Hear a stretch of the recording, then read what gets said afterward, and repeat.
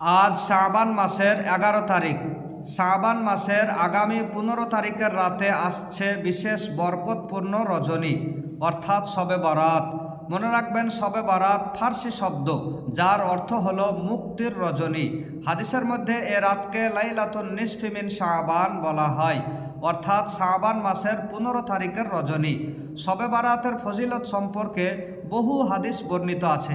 তার মধ্যে একটি হাদিস লক্ষ্য করি, সহিহ ইবনে হিব্বানের 5665 নম্বর হাদিসে হযরত মুআজ বিন জাবাল রাদিয়াল্লাহু তাআলা আনহু থেকে বর্ণিত আছে, নবীজি সাল্লাল্লাহু আলাইহি ওয়াসাল্লাম বলেছেন, নিশ্চয় আল্লাহ তাআলা শাবান মাসের মধ্যম তারিখের রজনীতে সমস্ত মখলুকাতের প্রতি সুদৃষ্টি দান করেন, অতঃপর দুই শ্রেণীর মানুষ ছাড়া সমস্ত মখলুককে ক্ষমা করে দেন।